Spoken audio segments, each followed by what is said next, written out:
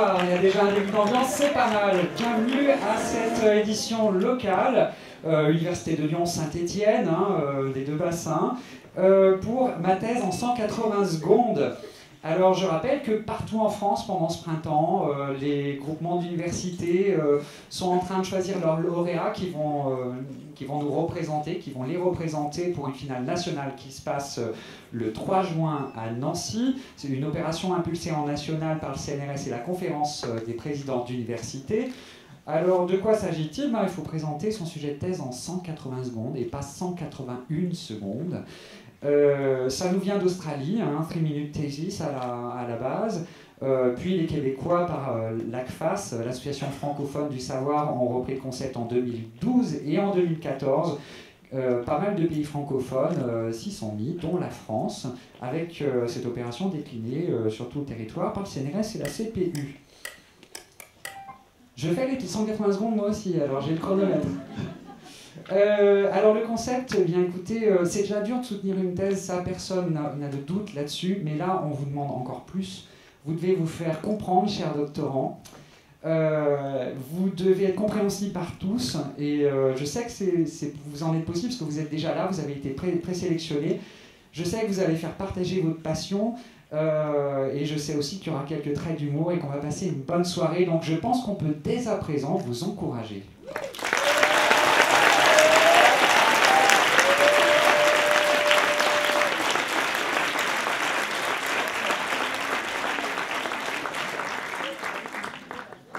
Pour ouvrir cette édition Lyon-Saint-Étienne de ma thèse en 180 secondes, j'appelle Christelle Goutaudier, responsable du collège doctoral de l'Université de Lyon. Christelle Goutaudier.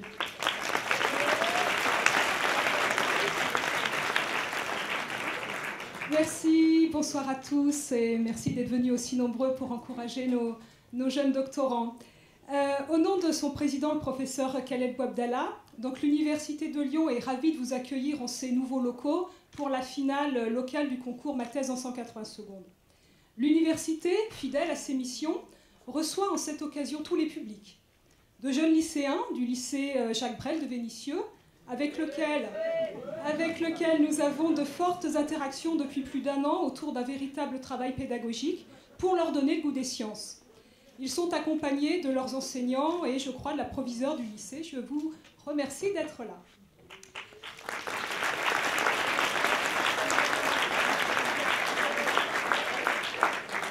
Sont présents également des scientifiques, bien sûr, chercheurs, enseignants et personnels des universités qui sont là pour faire partager leur savoir et soutenir leurs candidats. Oui, quand même. Et puis, bien sûr, le grand public, largement néophyte, mais curieux de comprendre ce qu'est cette recherche dont on parle tant.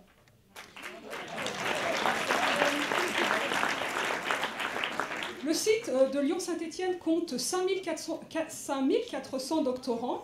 Et pour mieux vous en parler, vous allez écouter donc 14 d'entre eux qui se prêtent au jeu et relèvent le défi de vous faire comprendre leurs travaux de thèse. Donc, comme par exemple les nouveaux outils de diagnostic du cancer du sein, le langage des nourrissons, ou bien encore le maintien en toute sécurité des personnes âgées à leur domicile. Ce ne sont que des exemples. Quel que soit le résultat final, je vous félicite tous les 14 par avance de vos prestations. L'expérience est forcément positive et la barre est haute, car l'amphi ce soir est bien plein et beaucoup plus en tout cas que le jour de votre soutenance de thèse. On peut déjà les applaudir.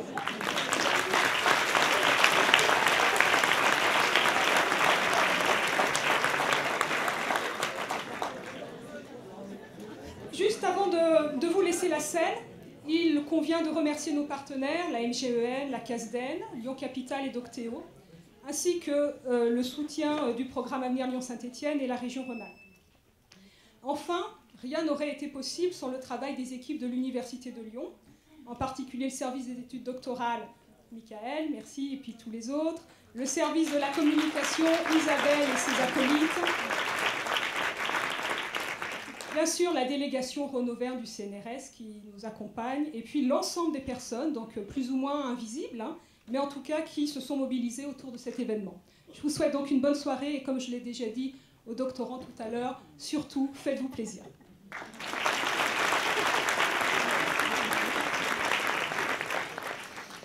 Ce soir, 4 prix vont être décernés. Un premier prix, un deuxième prix, un troisième prix et un prix du public. Le lauréat du premier prix nous représentera à la finale nationale, je l'ai dit, le 3 juin à Nancy. Donc c'est l'un ou l'une d'entre vous. Il y a quelques personnes qui vont avoir un travail très délicat ce soir, c'est le jury. Et je tiens à vous le présenter et je vais l'inviter de s'approcher sur la scène, juste sur ma droite, le jury. Vous pouvez l'applaudir, son travail va être difficile.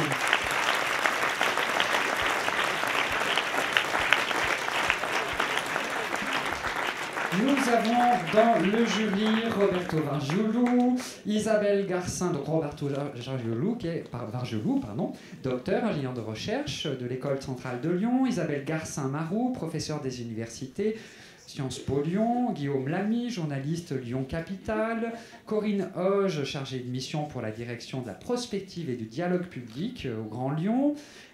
Nous avons également Frédéric Faure, délégué régional du CNRS en Rhône-Auvergne. Et nous avons une présidente de jury, Violette Deschlette, directrice Mérieux Université. Alors, est-ce que je sais faire marcher un micro?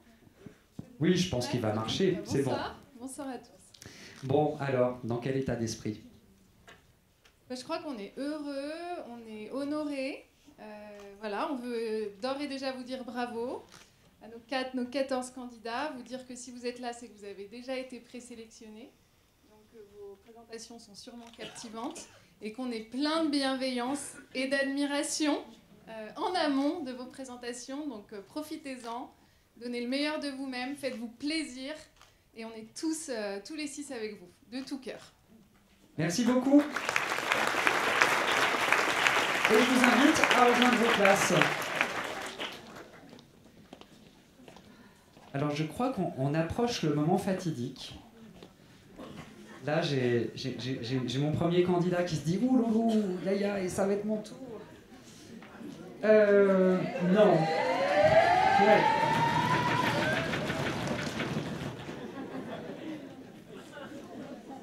Mais tout va bien se passer. Je pense que tous vos encouragements doivent aller maintenant à Jean Legroux.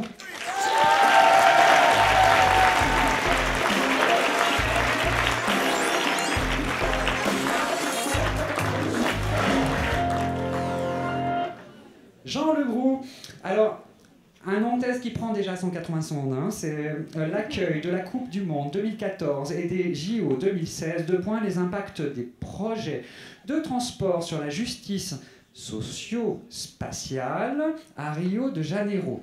Ok ? Donc ça se passe au sein du laboratoire d'économie des transports, mais aussi avec une structure brésilienne, j'imagine, hein, qui s'appelle l'Observatorio das Metrópoles. Ça doit être meilleur en brésilien, je pense. Voilà. Est-ce qu'on est prêt? Attention, pas de photos avec des flashs, ça peut perturber. Veillez à éteindre vos portables, ça peut perturber aussi. Est-ce que le public est prêt? Oui! On y va! Bonsoir. L'accueil de la Coupe du Monde et des Jeux Olympiques sont les 2 événements sportifs les plus médiatisés au monde. C'est ce qu'on appelle des méga-événements. Ça ne dure que 3 semaines, mais ça exige plusieurs années de préparation. Mais en demi-finale de la Coupe du Monde 2014, le Brésil a perdu 7-1 face à l'Allemagne. Tout ça pour ça. Les pouvoirs publics de Rio de Janeiro nous renvoient le ballon en disant qu'accueillir la Coupe du Monde de football 2014 et les JO 2016, c'est justement l'occasion d'investir dans d'importantes transformations urbaines qui bénéficient à toute la population. Et notamment d'améliorer les conditions de mobilité, car les projets de transport représentent 55% des investissements réalisés pour ces événements. La municipalité de Rio va droit au but et part d'une véritable révolution des transports. Et c'est vrai que les pouvoirs publics ont mouillé le maillot avec entre autres une nouvelle ligne de métro, 4 couloirs de bus à haut niveau de service, un tramway dans la zone portuaire ou encore 3 téléphériques. Car quand on va à Rio, il ne faut pas oublier de monter là-haut. Mais derrière ce discours qui relève d'un marketing urbain bien compris, les révoltes urbaines de 2013 pointaient déjà du doigt l'exclusion de certaines franges de la population des bénéfices de ces événements, notamment en termes de mobilité urbaine. L'esprit du baron de Coubertin n'a pas toujours été présent pendant cette phase d'aménagement à marche forcée. Violences policières dans les favelas, faible participation des habitants aux décisions d'aménagement et de nombreuses expropriations d'habitants pauvres relégués en périphérie du fait des projets de transport. La question de la justice sociale se pose et devient heureusement une préoccupation grandissante dans le champ de la géographie urbaine. Les impacts des méga-événements et des projets de transport profitent-ils donc à tous les habitants de façon juste ou équitable ? Avant de faire ce diagnostic des projets de transport, je me suis muni d'un cadre analytique confrontant différentes théories de la justice pour mieux comprendre les différents impacts de ceux-ci. Avec un contrat de co-tutelle, je suis donc allé à Rio et outre de nombreuses visites de terrain, j'ai réalisé une 50aine d'entretiens avec des responsables d'entreprises de transport, des dirigeants, des habitants expropriés et ou directement touchés par ces projets. Une infrastructure de transport est-elle juste si tout en permettant à 200 000 personnes à bas revenus d'accéder à une meilleure mobilité, son implantation justifie l'expropriation de centaines de familles relocalisées en périphérie lointaine? Pour certains, oui, pour d'autres, non. C'est en me basant sur un cadre multicritère de la justice que j'ai cherché à identifier les multiples impacts d'un même projet, avec une prise en compte des différents acteurs et échelles de la ville. J'espère que ce cadre multicritère de la justice pourra inspirer d'autres travaux dans d'autres contextes et que mon travail contribuera à de futures organisations d'événements plus soucieuses des besoins des populations locales, des villes organisatrices. FIFA, promoteurs immobiliers, commerçants, autorités locales et nationales, habitants des favelas, usagers des transports publics, n'ont ni les mêmes intérêts, ni les mêmes moyens d'action. Et c'est pour cette raison qu'il est essentiel de faire le point sur qui gagne quoi, qui perd quoi. Mais je ne vais pas jouer les prolongations, je dois maintenant aller m'entraîner pour les JO à Paris. Merci pour votre écoute.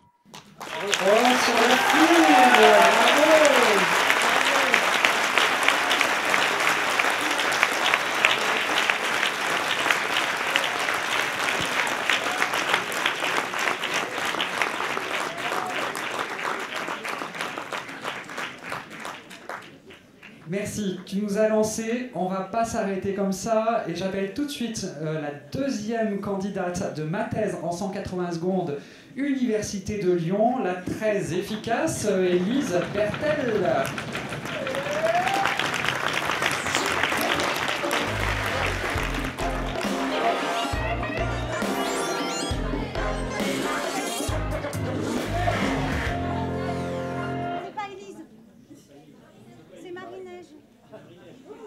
Oh là là, bah alors si je commence ici, comme ça va très mal se passer.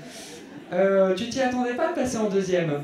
Ah non, pas du tout. Tu ne vas pas passer en deuxième. Parce que la personne que je vais appeler maintenant est en fait Marie-Neige Chapelle. Marie-Neige, si tu veux bien remplacer Élise. Ah, mais c'est Marie-Neige. Et dire que tout ça est filmé et sera disponible en podcast. Je vais finir dans le grand bêtisier national, merveilleux. Voyez, si ça peut vous rassurer, si vous faites une bourde ce soir, il y aura pire que vous. Voyez. Donc c'est bien Marie-Neige que j'ai devant moi. Oui, c'est parfait. Je suis content d'avoir passé une après-midi entière avec toi sans te reconnaître ce soir. Je pense que tout ça t'a mis très à l'aise. Ton sujet de thèse, capture de mouvements temps réel, c'est le bon début de titre, hein? Oui, le titre est bon. Ok. Capture de mouvements temps réel sans marqueur en environnement non contrôlé, application à l'environnement cinématographique. Et ça se passe dans un laboratoire qui s'appelle le LIRIS. C'est bien ça? Oui, c'est ça. Est-ce que tu es prête? Oui. On y va? Connaissez-vous Gollum dans Le Seigneur des Anneaux? Ou encore les Na'vi, qui sont les créatures bleues dans le film Avatar? Aucune de ces créatures n'existe réellement. Pourtant, si vous allez voir le casting de ces films, vous trouverez des noms d'acteurs associés à ces personnages. Alors non, les acteurs d'Avatar ne sont pas des extraterrestres bleus, mais bel et bien des êtres humains. Les acteurs jouent leur rôle comme dans n'importe quel film. La différence, c'est qu'à la place de voir l'acteur à l'écran, vous verrez un personnage modélisé par ordinateur. Et cela est possible grâce à la capture de mouvement. Cette technique, très utilisée dans le monde cinématographique, permet d'enregistrer sur ordinateur les mouvements effectués par l'acteur afin de les appliquer au personnage virtuel dans le but de l'animer de manière réaliste. Mais attention, pour faire de la capture de mouvement, il faut un ingrédient essentiel, le marqueur. Vous avez déjà dû en voir lorsque vous avez regardé le making-of d'un film. L'acteur porte une combinaison sur laquelle sont disposées plusieurs petites sphères blanches. Ces sphères blanches, qui sont les marqueurs, permettent à l'ordinateur de savoir où se situe l'acteur dans les images et même d'obtenir son mouvement. Sur le premier exemple, en haut, représentant le film Avatar, vous pouvez voir que le virtuel vient totalement remplacer le réel. Maintenant, si on veut garder une partie du réel, on ne pourra plus utiliser la capture de mouvement. Pour bien le comprendre, regardons le second exemple, celui avec le magicien. Le magicien étant représenté par un être humain et non une créature totalement imaginaire, l'acteur va porter une veste, un chapeau de magicien et apparaîtra tel quel à l'écran. Maintenant, si on regarde l'image avec les effets spéciaux, on peut voir qu'une boule de feu a été ajoutée. Mais pas n'importe où. Elle est dans la main de l'acteur. Cela signifie donc que si l'acteur bouge sa main, la boule de feu devra suivre le mouvement. Avec la capture de mouvement, la position de la main pourrait être automatiquement détectée et la boule de feu directement placée au bon endroit.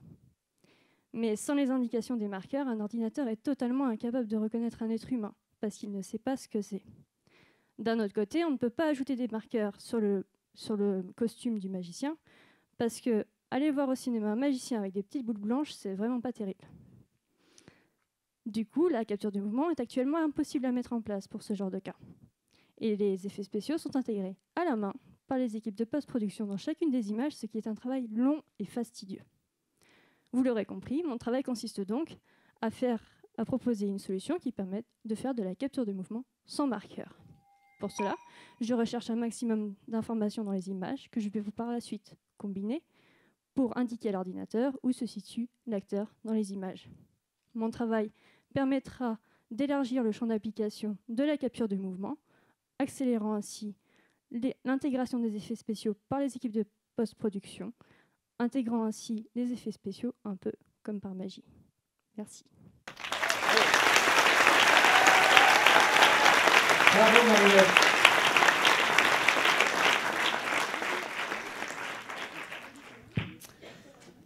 La prochaine candidate, et là je ne devrais pas me tromper. Bon, elle vient de l'économie, mais elle va se dépenser sans compter, j'ai pas pu résister, désolé. C'est Noémie Domingue.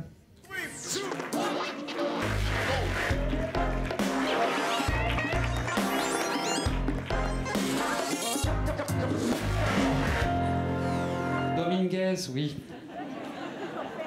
Qu'est-ce que je vais pouvoir faire comme bêtise encore pour chaque candidat? Maintenant, il va falloir être encore plus inventif. Mais je pense que tu peux progresser encore. Merci. Je te fais confiance. Bon, plein d'imprévus. Hein. Le sujet de thèse, internationalisation des PME et déploiement des stratégies tête de pont. Au sein du laboratoire, donc un laboratoire de l'université, notamment de l'université Jean Moulin, Lyon 3, une structure qui s'appelle Magellan, c'est bien ça? Le laboratoire Magellan, oui, Okay. c'est ça. Parfait. Est-ce que c'est bon? Ok, bonsoir à tous. Alors, tout d'abord, histoire de me prendre le premier bid intégral du concours, y a-t-il des sportifs dans la salle? Super. Alors, j'ai une petite question pour vous. Quel est, selon vous, le point commun entre un match de volley et les stratégies d'internationalisation des PME? Là, ça fait moins les marioles quand même, hein. J'avoue. Eh ben, je vous rassure, a priori, il n'y en a aucun. Et pourtant, vous allez voir que l'étude d'un match de volley va nous permettre de comprendre l'internationalisation des PME. Alors, je rassure aussi ceux qui n'y connaissent absolument rien en volley, vous allez comprendre, en théorie.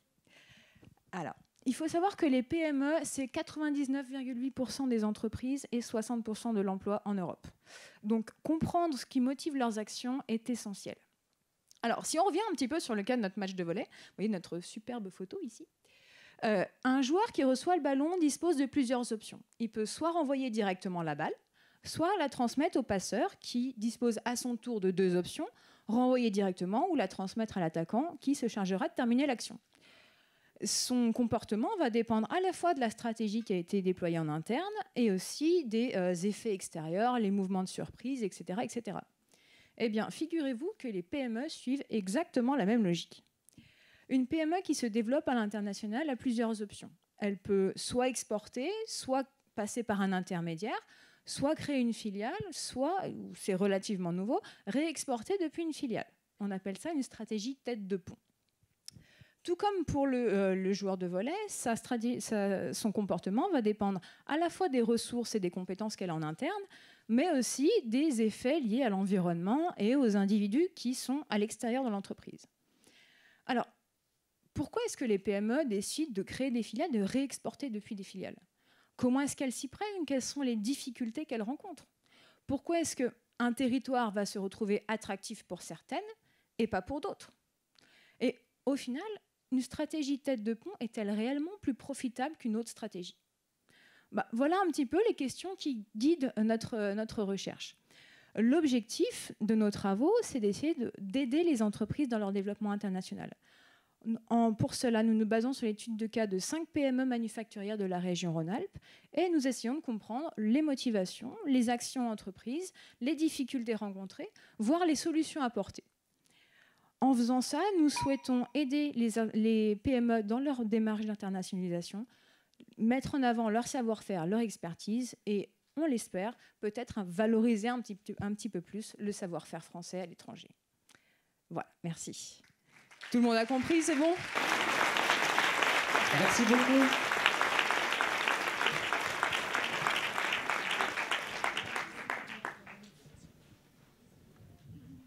Candidate suivant. Alors oui, ça fait beaucoup de candidates. Il y a combien de messieurs parmi les candidats? 4 sur 14. On notera quand même que les sciences, mine de rien, constituent un domaine aussi assez féminin, hein, en tout cas pour ma thèse en 180 secondes. Prochaine candidate, il s'agit de l'attrait cellulaire Sonia Assil.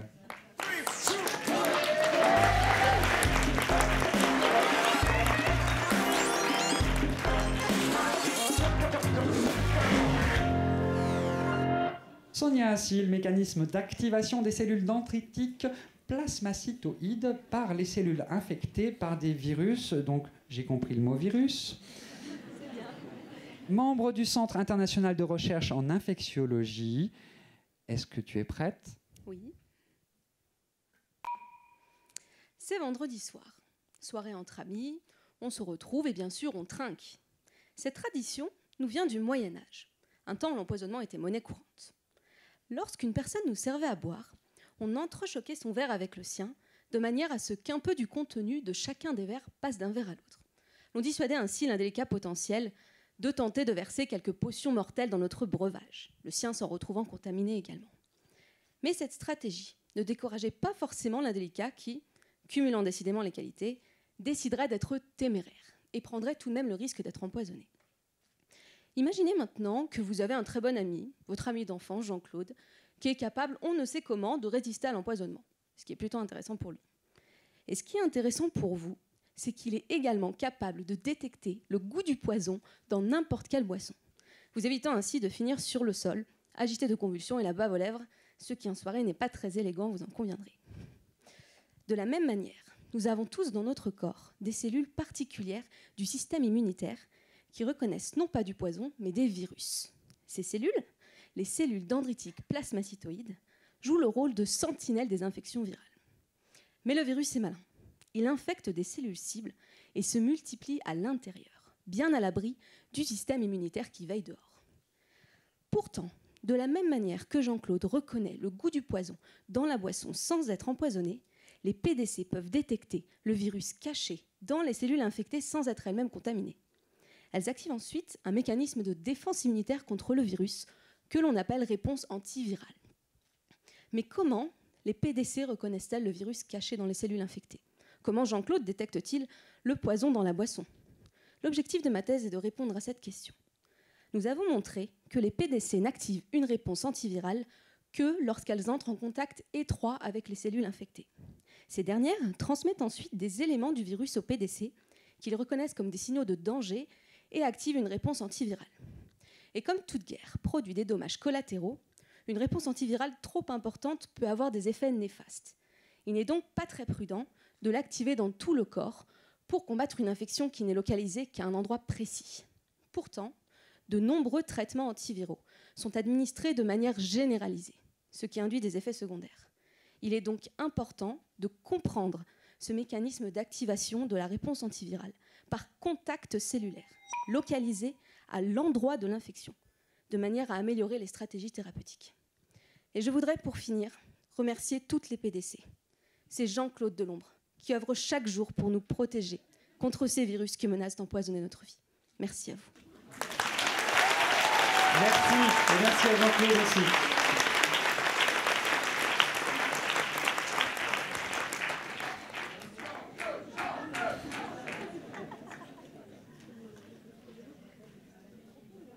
Candidate suivante, je lui dois des excuses, parce que c'est maintenant bien son tour. Élise Bertel.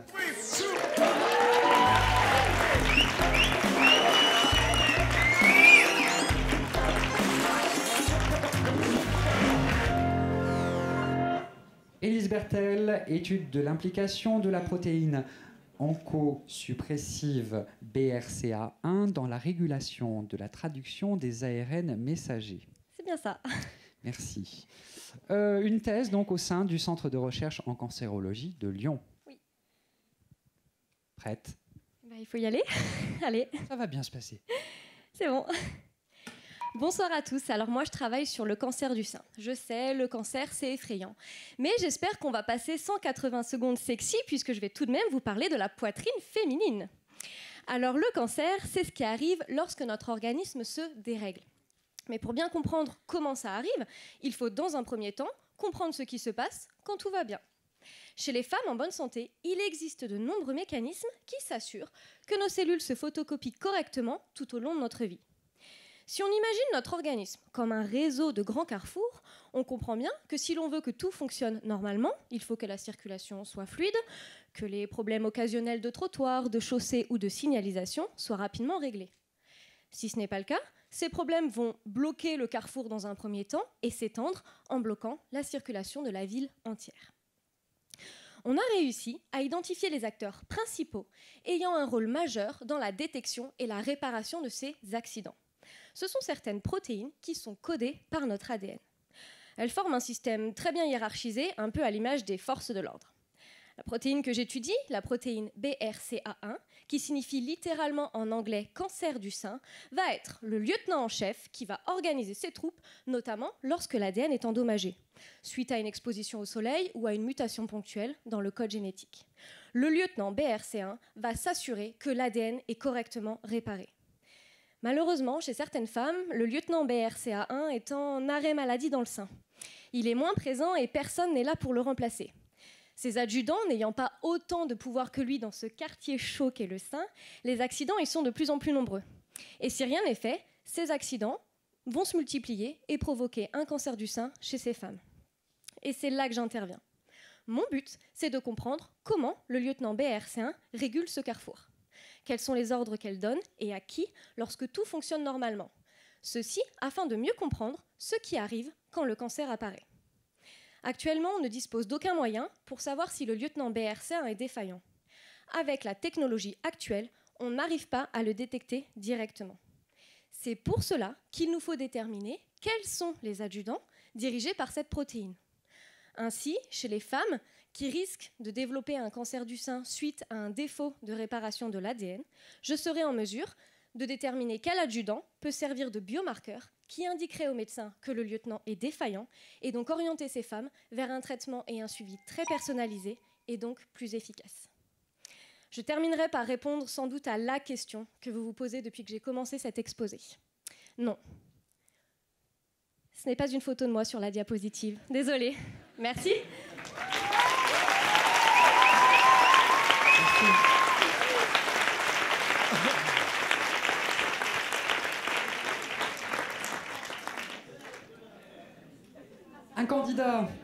Un candidat, et il s'agit du méga thésard en anneau, j'ai nommé Loïc Severin.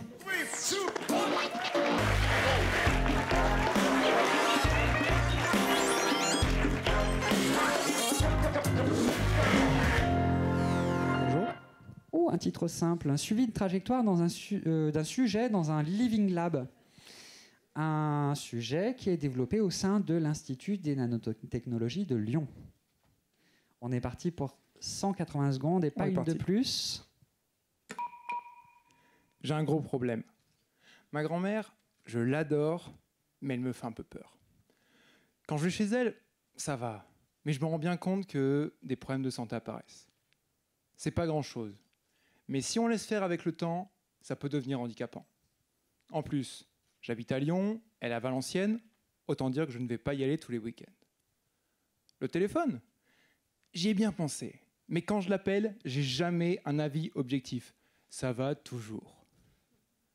Pour me rassurer et l'aider à garder son autonomie, il me faudrait donc une sorte de baromètre qui me donne l'évolution de sa santé au quotidien, sans pour autant avoir un médecin chez elle en continu. Quand je vous demande si votre grand-mère va bien, vous pensez à quoi? À son rythme cardiaque? Mais non. Vous vous demandez, est-ce qu'elle est capable d'aller se coucher le soir, de se relever le lendemain, d'aller aux toilettes, de faire ses courses? On voit bien que l'activité, c'est un excellent indicateur de la santé. Et justement, dans ma thèse, je mesure l'activité des personnes dans leur appartement pour obtenir ce fameux baromètre de santé. Pour ce faire, j'équipe l'appartement avec des caméras qui me permettent de suivre la trajectoire des personnes à leur domicile.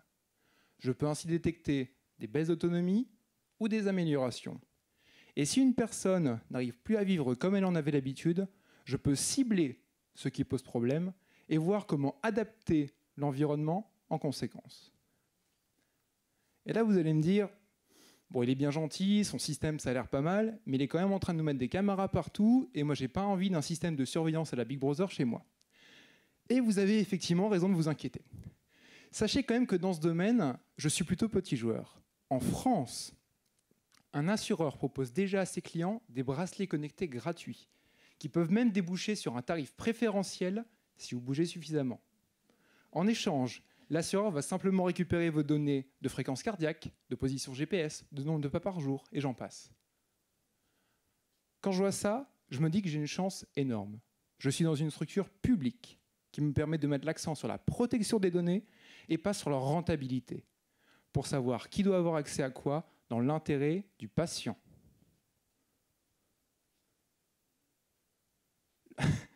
Excusez-moi. Le point important derrière tout ça, c'est qu'on voit bien qu'on est face à une opportunité et face à un risque. On peut solutionner une bonne partie des problèmes liés au vieillissement de la population grâce à la technologie. Mais ça n'est pas une raison pour tout accepter. Pour en revenir à ma grand-mère, j'espère que j'aurai le bonheur de la voir vivre encore longtemps en autonomie, dans sa maison, adaptée à ses besoins et à ses capacités, ce qui ne doit surtout pas m'empêcher d'aller la voir plus souvent. Merci. Bravo.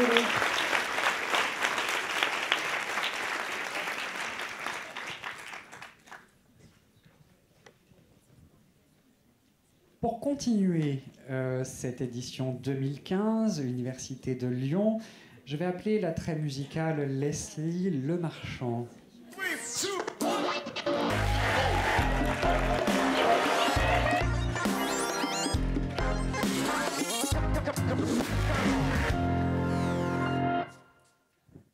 Alors, Leslie, babillage et oralité alimentaire. Au sein du laboratoire, j'ai entendu qu'il y avait quelques personnes du laboratoire en question, le laboratoire dynamique du langage, vous êtes là? Ah bah bravo pour le prix du public, on voit comment ça se passait. Oui. Alors, concernant le prix du public, n'oubliez pas, je vous dirai les détails, que vous allez être amené à vous prononcer sur votre candidat préféré. Hein. Alors, enregistrez bien toutes ces présentations. Alors, es-tu prête, Leslie? Oui. Pardon, oui, j'avais oublié que j'avais un micro. On y va? Oui. Bonjour à tous. Voici 3 photos de moi qui, contrairement aux apparences, ont tout un point commun. Sur chacune d'elles, j'ai à ma disposition un merveilleux instrument dont je ne sais absolument pas me servir. Bon, là, vous l'aurez deviné, il s'agit du violon. Mais là, c'est un peu moins évident, puisqu'il s'agit de l'instrument qui me permet de parler devant vous aujourd'hui, mon appareil phonatoire. Bon, autrement dit, ma voix, quoi. Bon, il faut bien avouer que les premiers cris de bébé ont ce petit quelque chose de tout à fait irritant.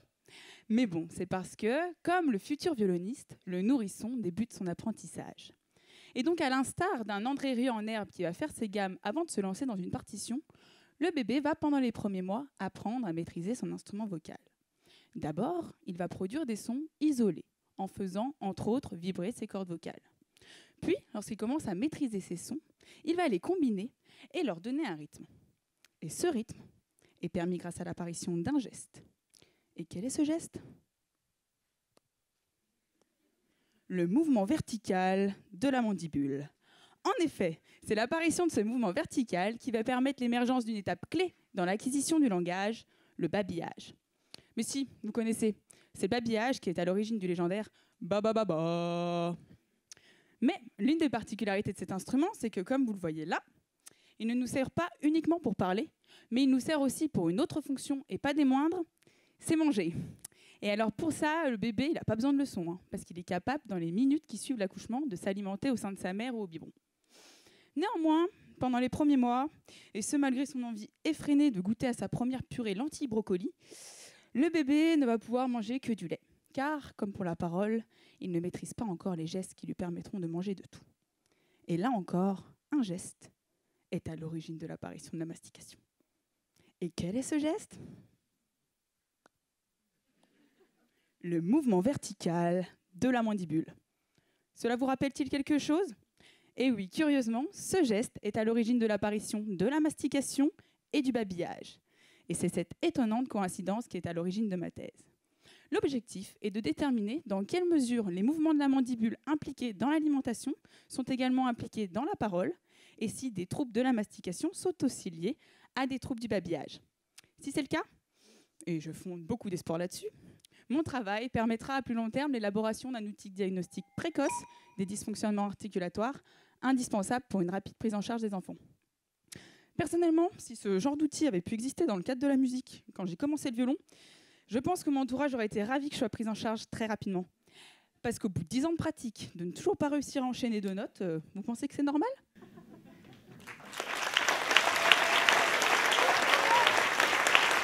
Bravo. Allez, on va faire le point un petit peu sur les 7 premiers candidats qu'on a découverts. Ces 7 candidats, eh bien, nous avons eu Jean Legroux, eh bien, c'est sur les méga événements et le transport. Marie-Neige Chapelle qui a fait son cinéma. Noémie Dominguez qui nous a parlé match de volley. Sonia Assil qui faisait sa présentation avec Jean-Claude et les virus. Nous avons également fait la connaissance d'Élise Bertel sur le cancer du sein. Loïc Sevrin et sa grand-mère. Et on vient de terminer avec Leslie Lemarchand sur le mouvement vertical de la mandibule. Nous allons donc continuer pour cette finale Université de Lyon avec une candidate, j'ai nommé l'édifiante Dima Khalil.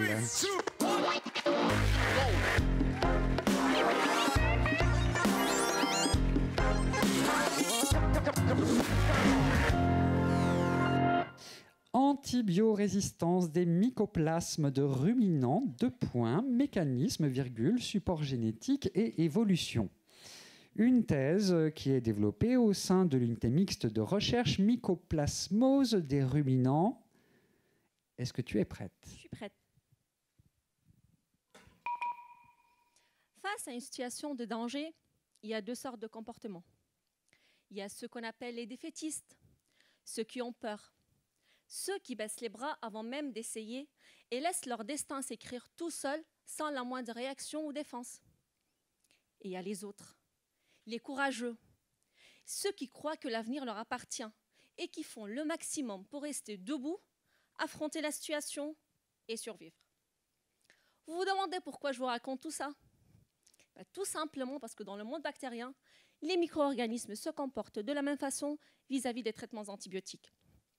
Les bactéries défaitistes meurent en présence d'antibiotiques car naturellement, elles ne sont pas équipées pour se défendre et elles ne font rien pour changer. Mais il existe des courageux, les guerriers du monde bactérien. C'est vrai, nous les humains, ça ne nous arrange pas, mais c'est comme ça, on n'y peut rien. Ces bactéries se rebellent et décident de changer et de se préparer contre les attaques extérieures. C'est ce qu'on appelle la résistance. La résistance aux antibiotiques peut être les résultats des différents changements génétiques chez la bactérie guerrière. Ces changements varient en fonction de la molécule d'antibiotique et de la bactérie elle-même. La modification de la cible de l'antibiotique est le mécanisme le plus fréquent. Ce changement de forme, une sorte de camouflage on peut dire, empêche l'antibiotique de reconnaître sa cible, ce qui rend les traitements inefficaces. Par conséquent, la bactérie surmonte la situation et survit. Il existe aussi d'autres façons pour résister, comme les flux actifs. C'est le fait de ressortir la molécule d'antibiotique à l'extérieur de la cellule pour l'empêcher d'agir sur sa cible. Un peu comme écoper un bateau pour éviter qu'il ne coule. Ce mécanisme, il est moins fréquent et moins efficace. Il existe aussi d'autres mécanismes de résistance, car ces bactéries ne manquent ni d'imagination, ni d'effort. Elles ont une seule idée dans la tête, résister pour survivre. Bref, mon sujet de thèse consiste à faire un documentaire sur Mycoplasma bovis, une bactérie qui cause des problèmes respiratoires chez les bovins et qui, depuis quelques années, s'avère résistante aux antibiotiques. Ce véritable problème qui préoccupe aussi bien les éleveurs que les vétérinaires est le résultat des politiques de traitement mal encadrées en médecine vétérinaire. C'est un vrai enjeu économique, surtout que l'antibiothérapie est le seul moyen pour lutter contre ces maladies en l'absence de vaccins. Étant une journaliste de guerre, métier que j'ai voulu faire à une époque, je cherche à comprendre ce comportement de résistance récemment observé chez ces bactéries en leur demandant le secret. Est-ce une modification de la cible? Est-ce un efflux actif? Ou c'est peut-être les deux mécanismes, ou carrément un autre?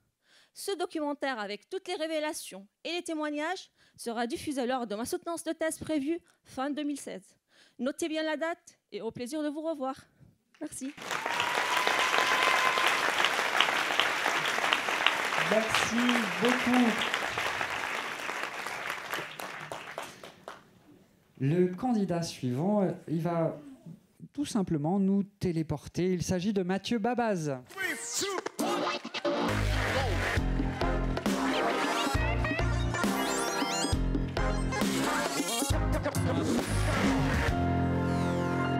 Prédiction des instabilités dynamiques couplées aux non-linéarités des systèmes téléportés monocâbles. Un sujet développé au sein du LTDS, autrement dit le laboratoire de tribologie et dynamique des systèmes. C'est ça. On y va, attention. Si vous vous posez des questions sur mon sujet de thèse, je vais peut-être vous décevoir. Non, je n'ai pas inventé la téléportation. En revanche, comme vous le savez peut-être, les systèmes téléportés, ou transport par câble aérien, commencent à faire leur apparition dans de nombreuses villes un peu partout dans le monde, de Taïwan à Rio en passant par New York. Mais qu'est donc ce fameux transport par câble aérien? Il s'agit de tout moyen de transport utilisant un ou plusieurs câbles pour déplacer des personnes à l'intérieur de cabines suspendues à ces câbles. Vous le connaissez sans doute mieux sous le nom de téléphérique ou de télécabine, notamment dans les stations de ski. Mais alors pourquoi du transport par câble dans nos villes, me direz-vous? Tout simplement parce qu'il permet de survoler aisément des obstacles comme des collines, des rivières ou des voies ferrées en les survolant. Avec le transport par câble, vous ne craignez pas les bouchons. Votre temps de trajet est garanti, et ce, quelle que soit la météo, puisque les téléphériques ont l'habitude de fonctionner dans les conditions les plus extrêmes des montagnes. Saviez-vous qu'une télécabine transporte autant de personnes qu'un bus de 50 passagers qui passerait toutes les minutes? C'est un moyen de transport silencieux et propre, puisque son unique moteur est électrique. Il consomme peu d'énergie et coûte beaucoup moins cher qu'un tram ou qu'un métro, notamment grâce à son infrastructure légère qui lui permet également d'être rapide à construire. Avec tous ces avantages, le transport par câble aérien permet d'assurer un meilleur maillage des territoires, de créer des liens dans des villes ultra concentrées, de libérer de l'espace au sol au profit de pistes cyclables par exemple. Quel est donc mon rôle dans tout cela ? Ma thèse consiste à obtenir un confort optimal des passagers à l'intérieur des cabines en calculant les accélérations qu'ils ressentent pour qu'elles ne soient pas désagréables. Mon terrain de jeu, les stations de ski, dans lesquelles je réalise des essais en grimpant au sommet de pylônes de télésièges pour y placer des capteurs un peu partout afin de mieux comprendre les mouvements des câbles et donc des cabines accrochées dessus. Je me sers en fait des stations de ski comme de véritables stations expérimentales pour confronter mes calculs à la réalité. Mon ennemi, la nausée, que je cherche à éviter en trouvant des solutions constructives plus astucieuses. Mon premier brevet devrait permettre d'obtenir un meilleur comportement dynamique tout en réduisant la consommation énergétique des télécabines urbaines. J'ai bon espoir que les résultats de mes recherches permettent d'obtenir une prochaine génération de télécabines encore plus confortables que les actuelles, tout en augmentant leur performance. Alors optez pour une mobilité douce, fluide et écologique et prenez de la hauteur grâce au transport par câble.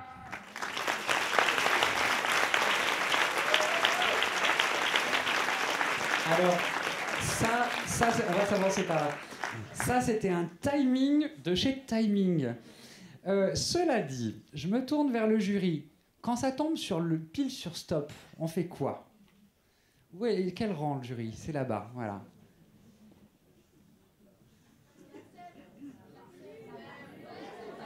Votre avis au public? C'est bon, on accepte. Très bien. Merci. Alors, chère présidente de jury. Mais bien sûr qu'on accepte. Ah oui. Merci beaucoup. Bravo pour cette merveilleuse prestation avec beaucoup de suspense du coup. Merci. On continue. Je vais appeler tout simplement Virginie Selem.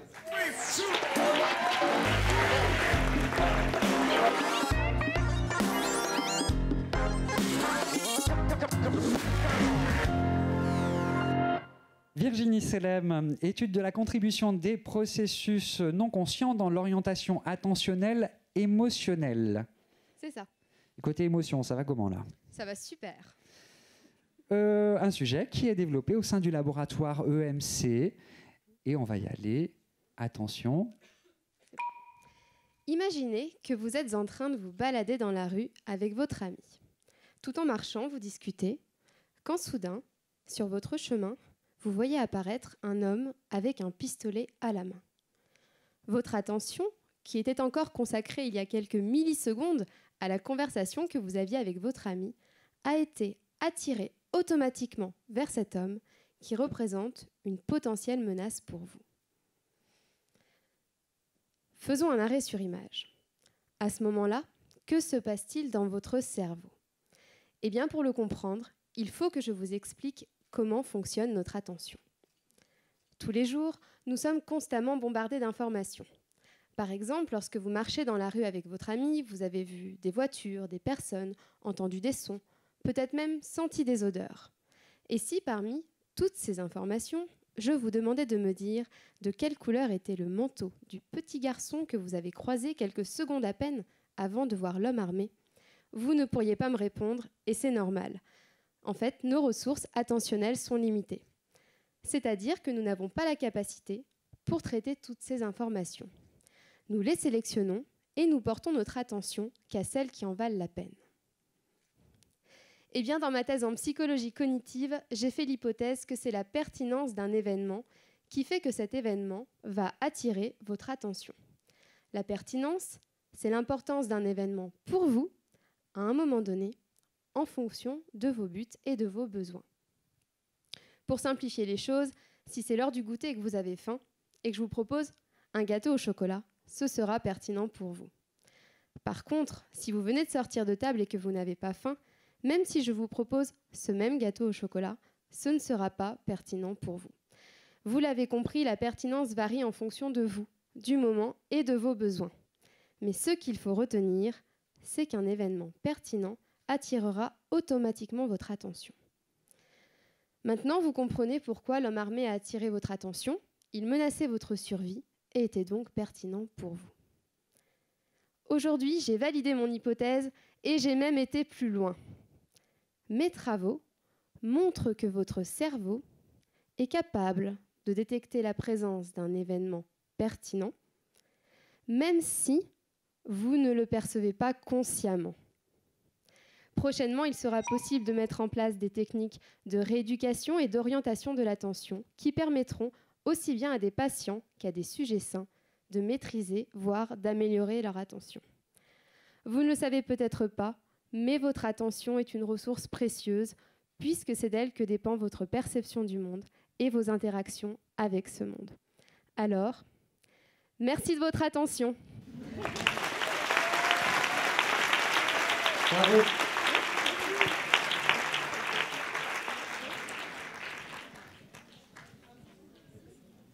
Prochaine candidate. J'appelle la très physiologique Mélissandre Téfit.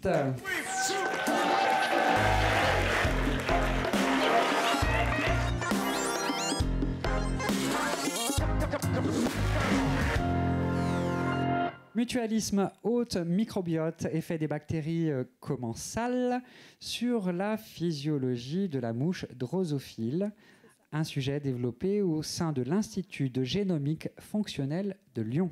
Oui. On est parti ? C'est parti. Bonsoir, je m'appelle Mélissandre et je vais commencer par vous poser une petite question.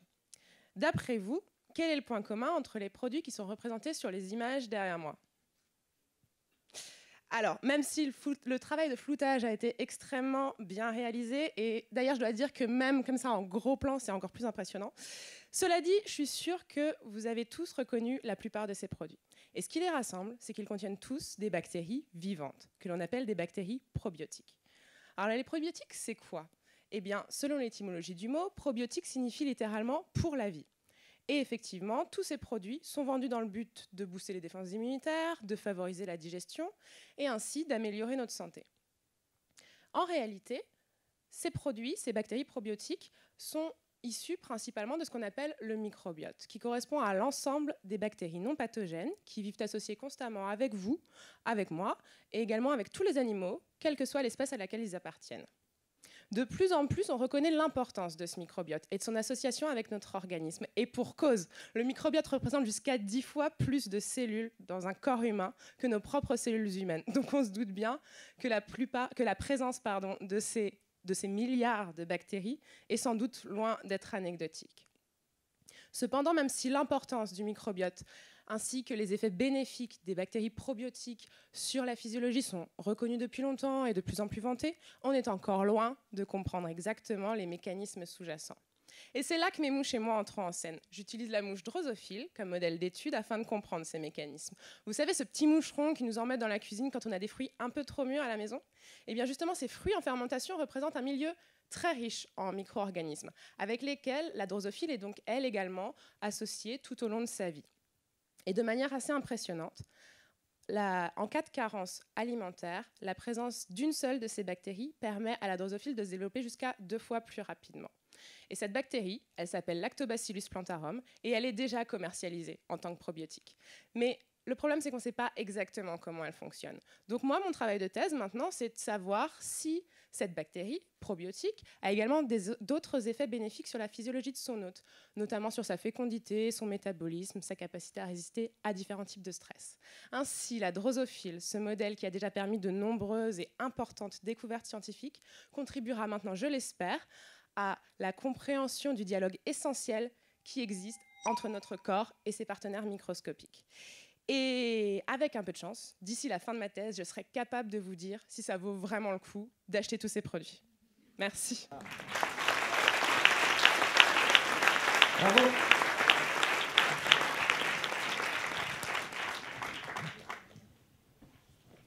Prochaine candidate, et j'ai pas fait de jeu de mots sur les traits coopératifs, etc., liés au thème de doctorat, j'appelle Nathalie Magne.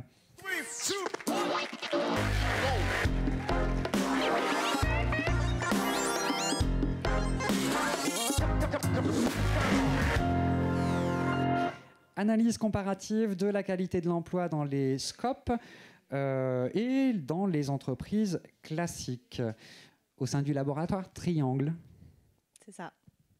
Attention. Est-ce que vous aimez votre travail ? Que votre réponse soit oui ou non, il y a probablement des lundis matins, vous vous levez en vous disant « j'aimerais bien me lever plus tard » ou « j'aimerais bien gagner plus » ou « j'aimerais bien que l'écart avec ma chef soit moins important ». Maintenant, imaginez une entreprise où c'est vous qui prenez les décisions, en votant avec vos collègues, et à la fin de l'année, vous vous partagez les bénéfices. C'est ce qu'on appelle une coopérative de travailleurs, une SCOP, et il y en a à peu près 2300 en France.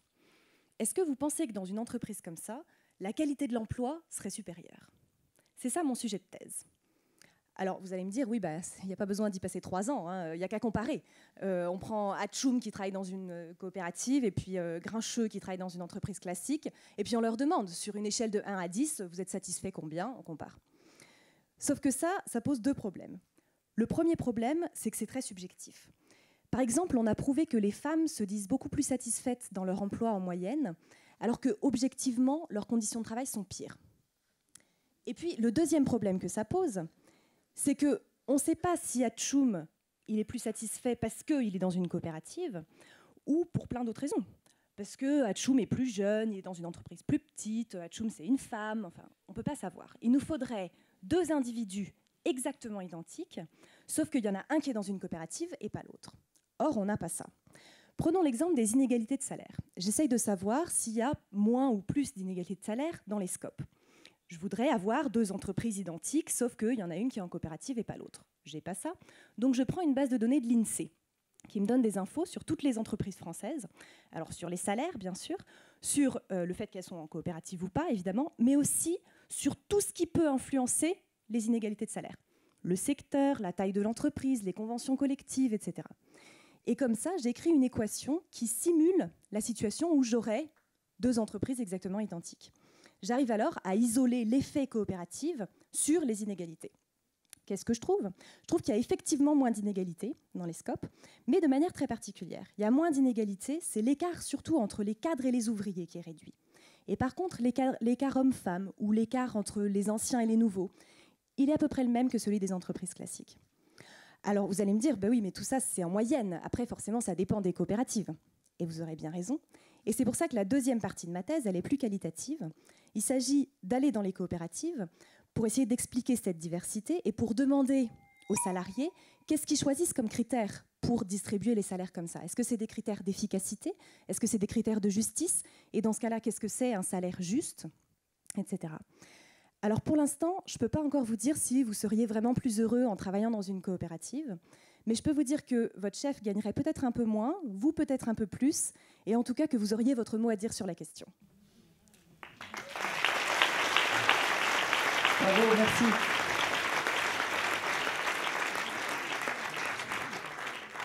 Avec le prochain candidat, nous allons parler tribologie. Fabien Dubois.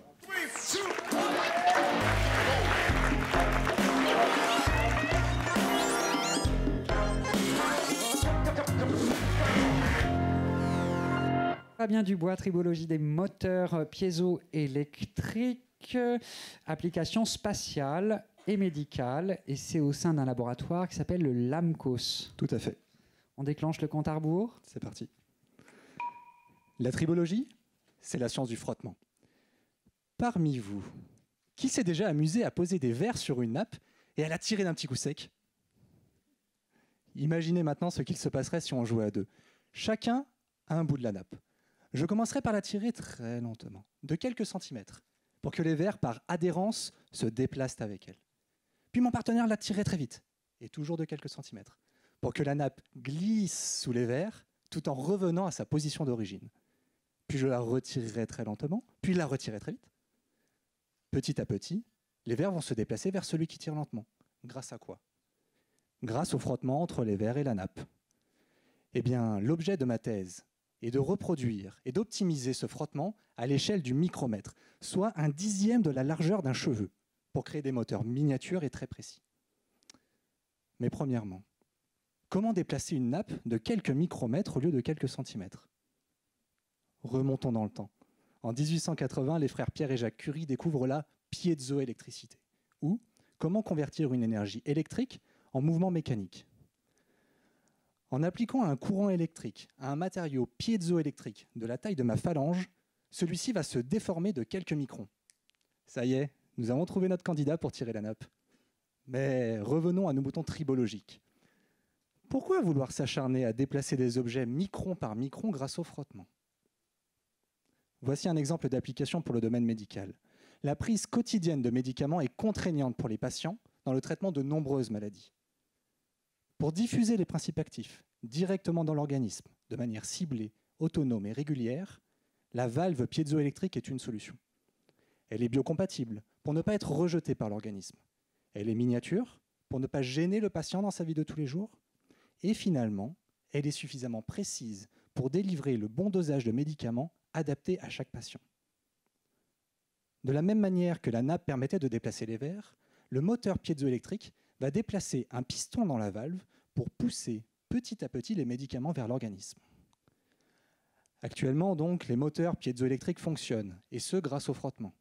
Maintenant, pour optimiser leur performance, il faut comprendre exactement ce qu'il s'y passe. Et c'est précisément sur ce point que mon doctorat est centré. Comment? À travers des simulations numériques, des expériences, des prototypes. Mes travaux serviront à concevoir de nouveaux moteurs pour des applications non seulement médicales, mais aussi spatiales. Imaginez un satellite dans l'espace. Le moteur piézoélectrique permettra d'ajuster la position d'une lentille de télescope, malgré le froid et le vide spatial, pour aller observer les étoiles. Un petit pas pour le moteur piézoélectrique, un grand pas pour l'humanité. Merci. Merci.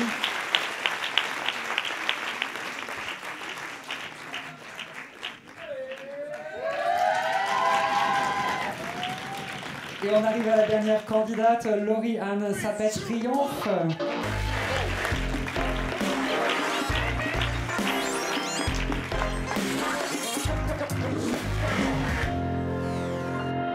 Interférence et apprentissage perceptif dans l'autisme, une approche neurophysiologique et comportementale.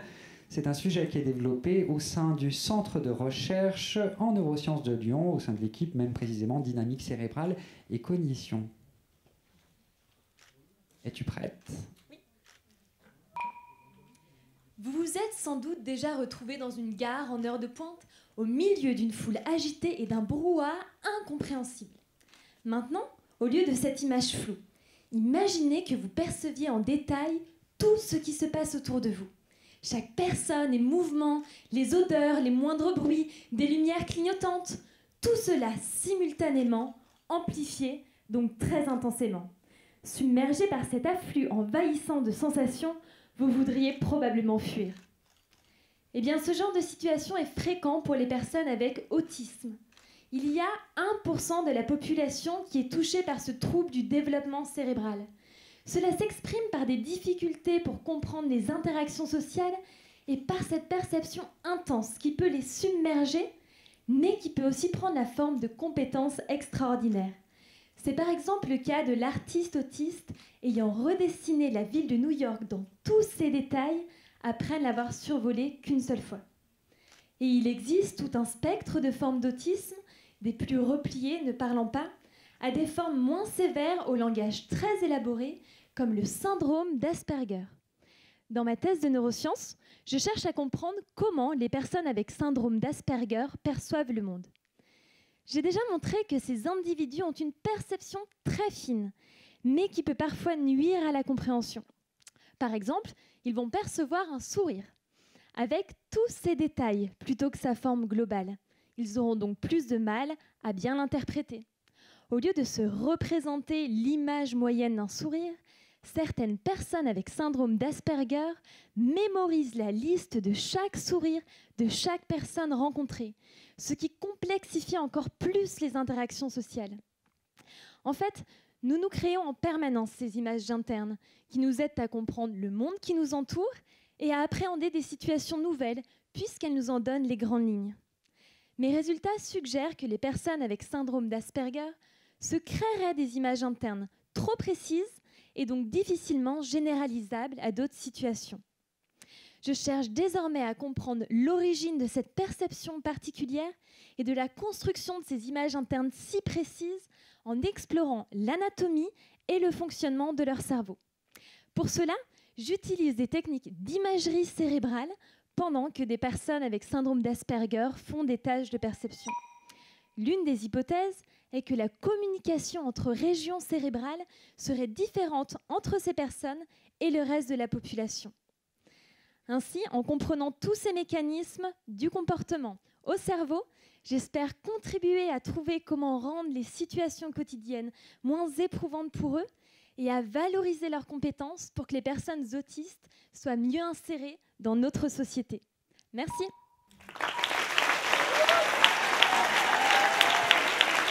Merci beaucoup. Sapé triomphe sur la perception et l'autisme. Comment vont se passer les votes du public? Pendant que le jury va se retirer pour délibérer sur le premier, le deuxième et le troisième prix, tous les membres du public sont invités à remplir leur bulletin de vote et à se diriger vers les urnes que vous voyez dès à présent en haut des escaliers. Il va falloir que ça aille très très vite. Les urnes vont descendre petit à petit, d'autres vont peut-être monter également. Donc approchez-vous quand il sera le temps des urnes. Et j'en profite pour saluer le jury et lui souhaiter une concertation pacifique malgré tout, s'il vous plaît. On veut vous revoir tout en entier. Hein. En attendant que vous votiez, tout simplement, je vais vous demander d'applaudir, mais alors énormément, la totalité des candidats qui vont me rejoindre.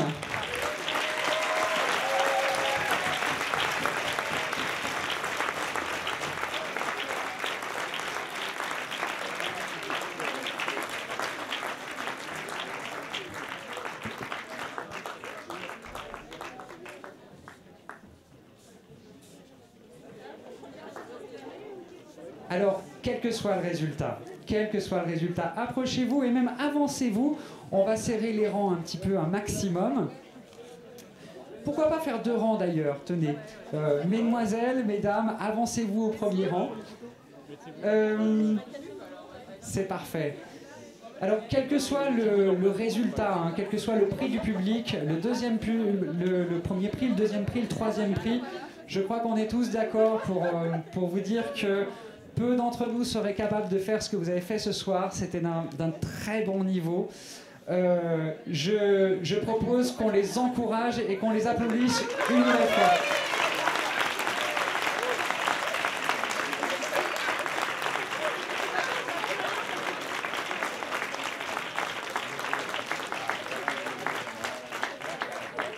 Vous avez bien gagné une petite pause. Profitez-en pour faire un petit peu de lobbying dans le public. Hein. Et on se revoit, alors je pense qu'on va se revoir d'ici 15-20 minutes maxi. Hein. Soyez bien au rendez-vous, ne partez pas. À tout à l'heure.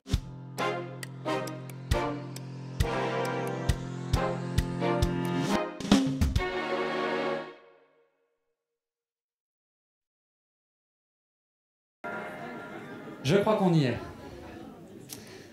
Alors, je vais essayer de ne pas faire autant d'erreurs qu'au début de notre soirée. À mes côtés, Khaled Bouabdallah, président de l'Université de Lyon. Merci pour cet accueil, cette organisation. Donc, je rappelle que l'organisation a été prise en charge, certes, par le service d'école doctorale, d'études doctorales, le service communication, on l'a également mentionné, vous, Christelle, vous l'avez mentionné, et bien entendu, le service sciences et société pour l'accompagnement et la formation des doctorants, et je pense que nous pouvons les applaudir. C'est à eux aussi qu'on doit cette soirée.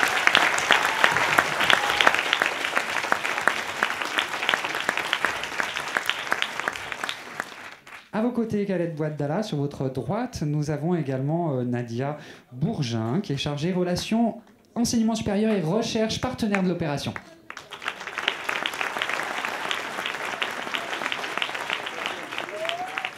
Et j'ai pas dit que c'était la Casdenne, bien sûr.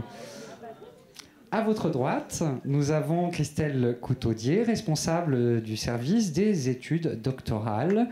Merci pour votre présence.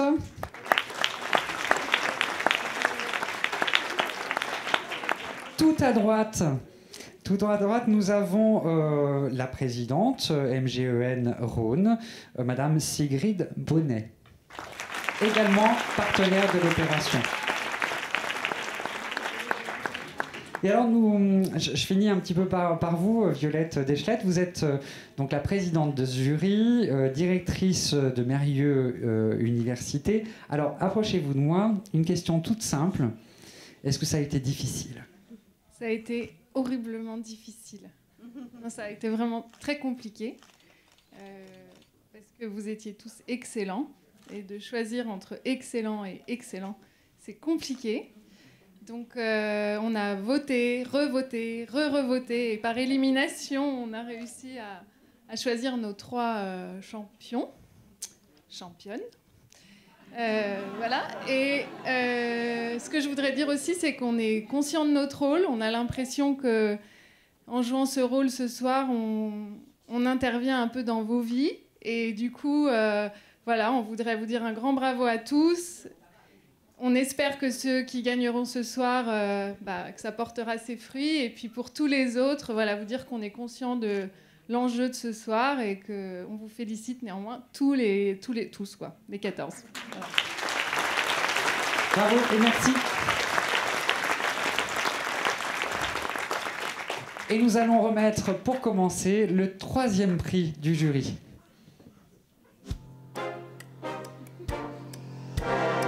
Pour ce 3e prix, le nom est là. Et qui va le remettre? Il s'agit de Nadia Bourgin, de la CASDEN, donc, chargée relations, enseignement supérieur et recherche. Alors Nadia, nous allons nous avancer vers le micro.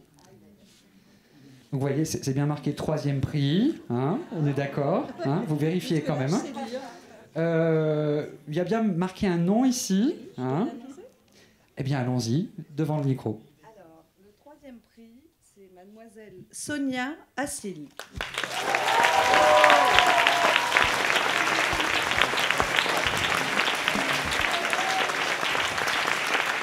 Sonia Assil et Jean-Claude et le virus.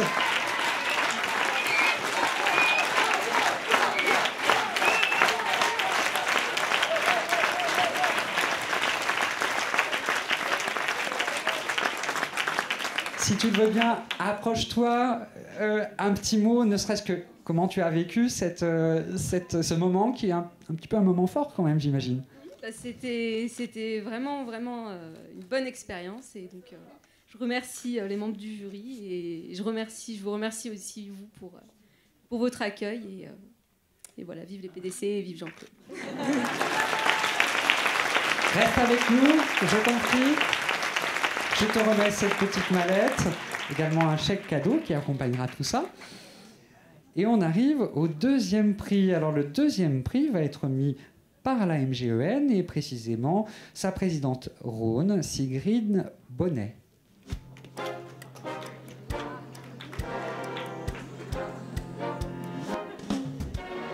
Alors, les lunettes s'imposent, hein? Oui, je les voilà. enlève, moi. Donc, le 2e prix, c'est bien ça, est attribué à Nathalie Magne.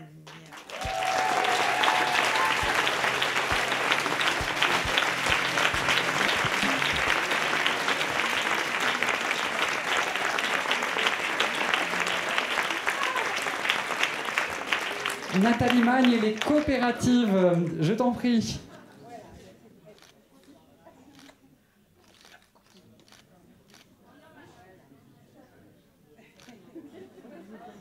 Un petit mot? Pourquoi dire? Non, merci, je suis aussi très contente d'avoir participé. J'espère que je vous ai convaincu des bienfaits des coopératives. Bravo.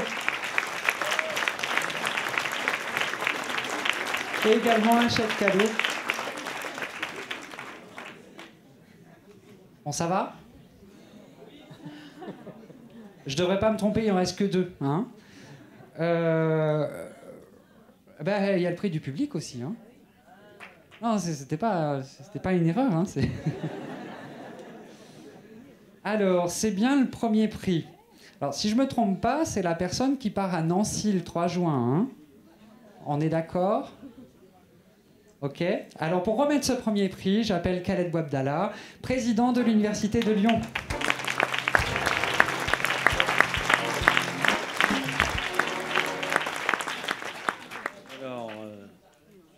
peu ému. Donc, voilà. Alors, le premier prix est attribué à Laure-Anne Sapet-Triomphe.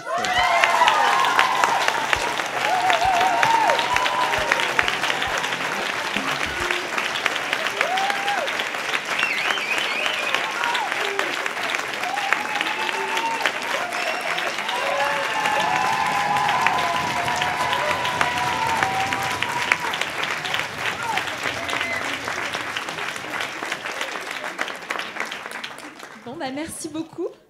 Merci au jury qui est là-haut aussi, à tout le monde. Et voilà, je suis vraiment surprise, mais parce qu'il y avait énormément aussi de candidats très très talentueux et je pense qu'on peut encore les féliciter pour ce qu'ils ont fait. Voilà.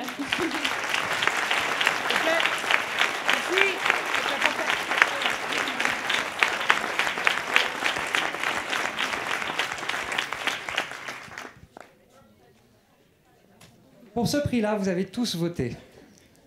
Ça lui donne donc une valeur particulière à ce prix. Pour remettre le prix du public, j'appelle Christelle Goutaudier.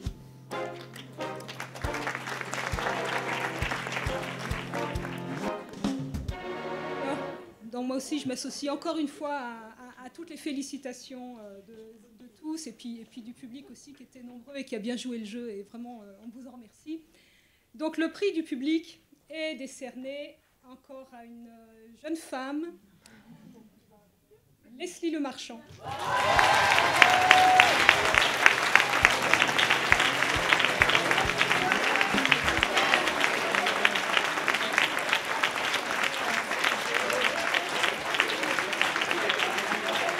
Le mouvement vertical de la mandibule. Merci beaucoup. Bon, c'était un peu triché parce qu'en fait, il y a la moitié du labo qui est ici, donc bon, c'est pas grave. Mais en tout cas, merci beaucoup, ça me touche. Merci. Bravo.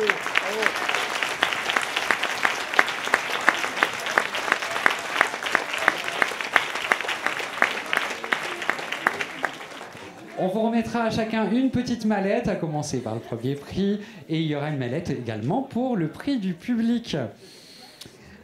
Alors, voici officiellement, et je vous invite à vous avancer vers le micro, le palmarès 2015 de MT 180 pour l'Université de Lyon. Bravo!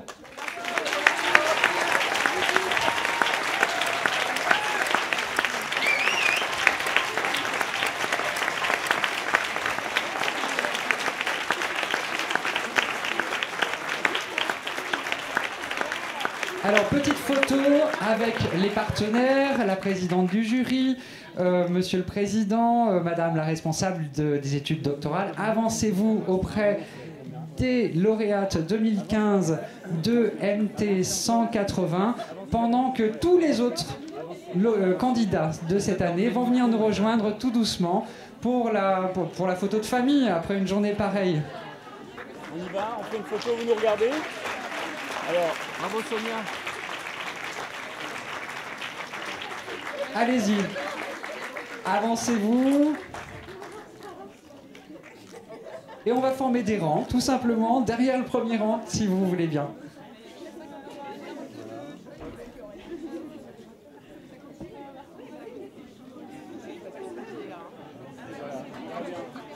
Vous nous regardez tous. On y va. Vous nous regardez. Tu bois de là. Ouais, on nous regarde. Allez. Et c'est sur cette image que nous allons nous quitter. Bravo à vous. Merci pour votre participation. J'espère que vous avez pris du plaisir. Générique de fin.